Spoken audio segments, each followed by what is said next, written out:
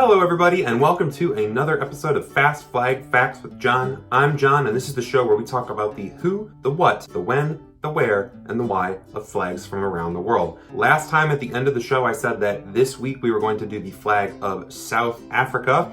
However, I decided to change things up a little bit in light of the explosion of civil rights protests. I wanted to showcase a flag that was designed by Black people, specifically Black women, and ones that, even though they are from a different country, have a relationship with the United States. So today we're going to talk about the flag of Liberia. Let's dive right into it. This flag was purportedly designed by 7 different women. They were all women that were born in the United States. First up, we have Susanna Lewis. At the time of the flag design, she was 32 years old. She was actually the chairwoman of the committee that designed this flag. She had been born in Philadelphia before relocating to Liberia. Another Philadelphia woman was Sarah Dripper. We have one woman who had been born in Virginia. Her name was Conolette Teague. Then we have one woman who had been born in South Carolina. Her name was Mary Hunter. The rest of the women were born in Baltimore, Maryland before going to Liberia, and we know a little bit more about these women. Rachel Johnson,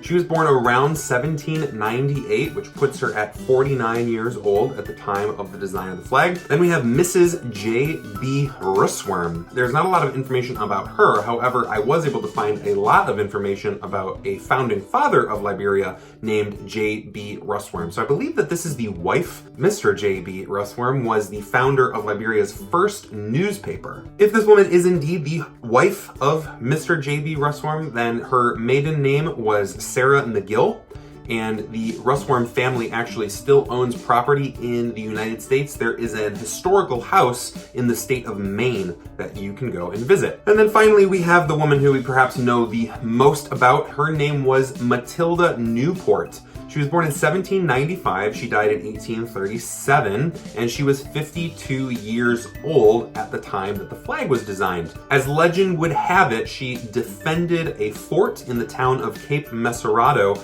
during a battle with the local Native Africans when Liberia was just a colony. And the way that the story goes was that she was out smoking a pipe one evening and she saw the attack coming, and so she ran up to a cannon and used her lit pipe to fire the cannon, and therefore she won the battle for the colonialist Liberians. She is an honored figure in the country of Liberia today, although a controversial one. There are stamps with her likeness, there are schools and streets that are named after her. So these 7 women were brought together to form a committee to help to design a flag for the newly independent country. What did they design? Let's talk about it.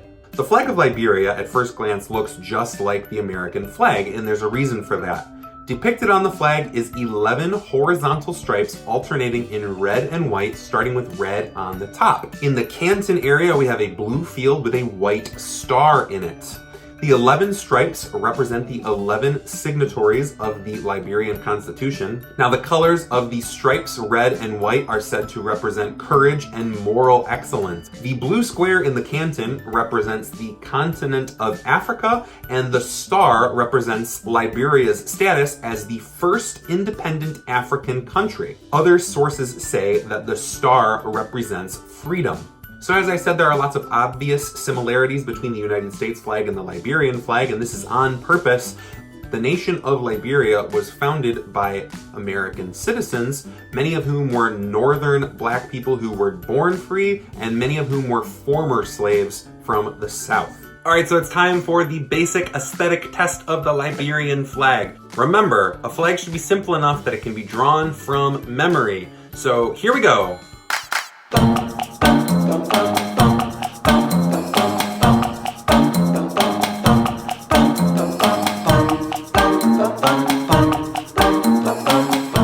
Alright, so this is my attempt at the Liberian flag, and frankly I think I did an excellent job. It's a little bit easier than the United States because we have the one big star as opposed to 50 stars, and it's really easy to remember as long as you start with red to alternate until you get the 11 stripes. I would say that this is a very easy flag to draw. To discuss the history of the flag of Liberia, we have to look at the history of the country, which dates back to about 1816. freed slaves in the United States purchased land in West Africa with the help of a company called the American Colonization Society, a very controversial organization. They were abolitionists who believed that slaves should be free, but then also sent back to the continent of Africa. This is where the origin of that racist term really comes from. A lot of the former slaves in the United States had been born there. At this point, the slave trade in North America had been going on for well over 200 years,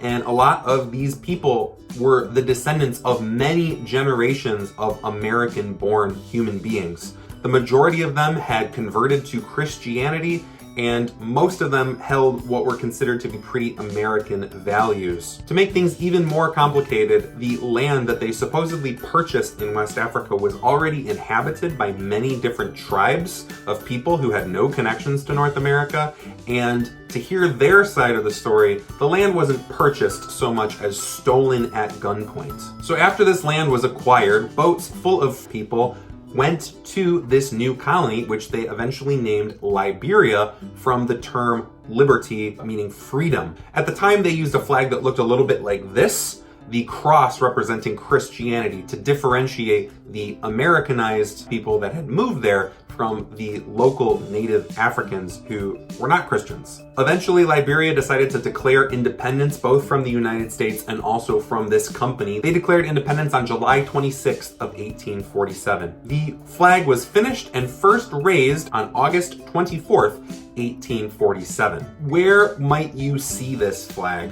As you can probably imagine, this flag is extremely controversial in modern-day Liberia. A very large number of the citizens of Liberia are descendants from the African tribes who were colonized by the American former slaves, and they see the flag as a symbol of their oppression and the fact that their rights are not heard. As a result, many people have called for the flag of Liberia to be redesigned. However, the government of Liberia likes the flag and continues to support the flag.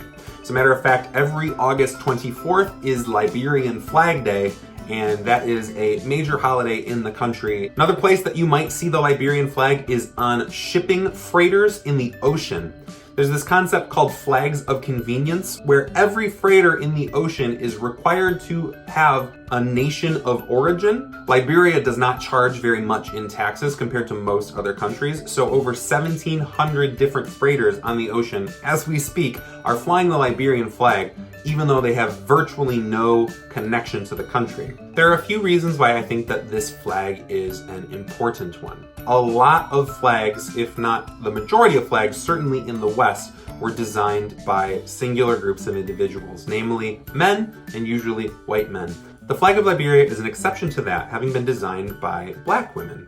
I think this is an important fact because flags should not be just representative of one group of people. They should be representative of all people who live in the city or state or nation. Another reason I wanted to show this flag is that aesthetically it's considered a good flag. And it really does a good job of highlighting that one aesthetic rule about artfully referring to another place without directly copying it. And finally, I think this flag is a really good representation of the fact that flags are complicated. They are always political. There will always be people who do not like the flag that is meant to represent them, and there will always be people who feel that it is a representation of their oppression. Flags are not simply just pieces of art. Liberia is a country with a very colorful but very complicated history, and the flag is a part of that. All right, that does it for this week. Next week, we are going to do South Africa, and then from there, I think we might do something a little bit unique. Make sure that you subscribe and like this channel. I'm trying to get to 100 subscribers by the end of June. I think that would be really cool. All right, Flag fam, keep flying flags and keep learning about the world that we all live in. See you guys next time.